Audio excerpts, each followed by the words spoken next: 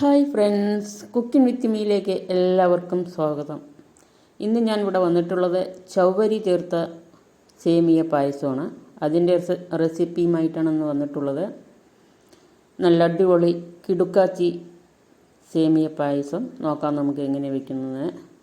ഇതിനായിട്ട് ഇവിടെ എടുത്തിട്ടുള്ളത് 3 ലിറ്റർ പാലാണ്. അതൊരു പാത്രത്തിലേക്ക് ഒഴിച്ച് 10 ഗ്ലാസ് വെള്ളവും കൂടി ചേർത്ത് നമ്മൾ തീ കത്തിച്ചിട്ടുണ്ട്, അടുപ്പിലേക്ക് വെച്ചിട്ടുണ്ട്. പാല് നന്നായി തിളച്ച് വന്നിട്ടുണ്ട്. നോക്കൂ, തീ കത്തിച്ച് പാല് നന്നായി തിളച്ച് വന്നിട്ടുണ്ട്. ഇനി ഇതിലേക്ക് വേണ്ടത് 50 ഗ്രാം ചൗവരിയാണ്. അത് കഴുകി പാല് നന്നായി തിളച്ച് വന്നതിന് ശേഷം അത് കഴുകി നമ്മൾ 50 ഗ്രാം ചൗവരി കഴുകി ഇതിലേക്ക് ചേർത്ത് കൊടുത്തിട്ടുണ്ട്. ഇനി ഈ ചൗവരി വേകുന്നത് വരെ നമുക്കൊന്ന് വെയിറ്റ് ചെയ്യാം. അപ്പോൾ ഏകദേശം നന്നായി തിളച്ചുകൊണ്ടിരിക്കുന്നുണ്ട്. അങ്ങനെ ഏകദേശം നമ്മുടെ ഒരു 10 മിനിറ്റോളം കഴിഞ്ഞു. നമുക്ക് ഇനി ഇതിലേക്ക് വറുത്ത് വെച്ചിരിക്കുന്ന സേമിയ ചേർത്ത് കൊടുക്കാം. 200 ഗ്രാം സേമിയാണ് ഇവിടെ എടുത്തിട്ടുള്ളത്. 200 ഗ്രാം സേമിയ ഇവിടെ എടുത്തിട്ടുണ്ട്. അത് വറുത്തതാണ്. വറുത്തത് ചേർത്ത് കൊടുത്തിട്ടുണ്ട്. അങ്ങനെ നമ്മുടെ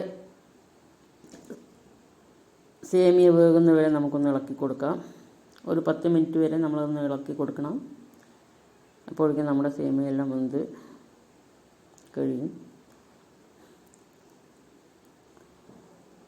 3 ലിറ്റർ പാല് 10 ഗ്ലാസ് വെള്ളം കൂടിയാണ് നമ്മൾ ചേർത്ത് ഇവിടെ തിളപ്പിക്കാൻ വെച്ചിരിക്കുന്നത്. ഇനി നമുക്കിതിലേക്ക് സേമിയ ഏകദേശം വെന്ത് വന്നിട്ടുണ്ട്. ഇനി നമുക്കിതിലേക്ക് പഞ്ചസാര ചേർത്ത് കൊടുക്കാം. 1/2 കിലോ പഞ്ചസാരയാണ് ഇവിടെ എടുത്തിട്ടുള്ളത്. അത് ചേർത്ത് കൊടുക്കാം. സേമിയ നന്നായി വെന്തൊന്ന് കുറുകുന്ന വരെ അപ്പോഴേക്കും നമുക്ക് വറവിടാം. അതായത് അണ്ടിപ്പരിപ്പ് മുന്തിരിയും കൂടെ നെയ്യിൽ വറുത്ത് നമുക്ക് ചേർക്കാവുന്നതാണ്. അതിനുവേണ്ടി ഒരു പാത്രം അടുപ്പിലേക്ക് വെച്ചിട്ടുണ്ട്. തീ കത്തിച്ച് നന്നായി പാത്രം ചൂടായി വന്ന് അതിലേക്ക് നെയ്യ് 2 സ്പൂൺ, വലിയ സ്പൂണിന് 2 സ്പൂൺ നെയ്യ് ഒഴിച്ച് കൊടുത്തിട്ടുണ്ട്. ഒരു 15ഓളം മുന്തിരി, ഉണക്കമുന്തിരിയും 10 അണ്ടിപ്പരിപ്പുമാണ് ഇവിടെ എടുത്തിട്ടുള്ളത്. അത് നമുക്കിതിലേക്ക് നെയ്യിൽ വറുത്തെടുക്കാം. കരിയാതെ നന്നായിട്ട് ഒന്ന് വറുത്തെടുക്കാം.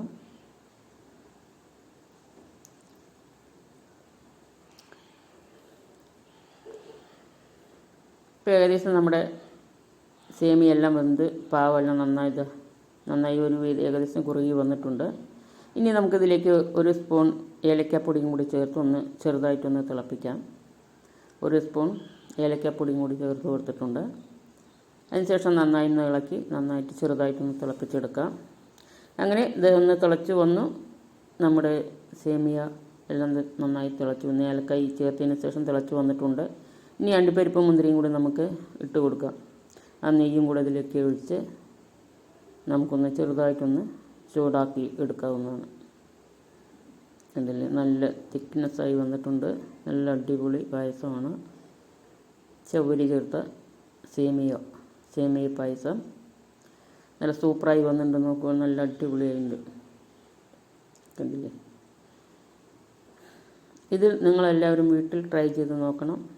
കുട്ടികൾക്കെല്ലാവർക്കും നല്ല ഇഷ്ടപ്പെടുന്നൊരു പായസമാണ്. ഈ വീഡിയോ ഇഷ്ടമായാൽ എല്ലാവരും ലൈക്ക് ചെയ്യുക, സബ്സ്ക്രൈബ് ചെയ്യുക. അടുത്തൊരു വീഡിയോയുമായി വരുന്നവരെ നന്ദി, നമസ്കാരം. Thank you.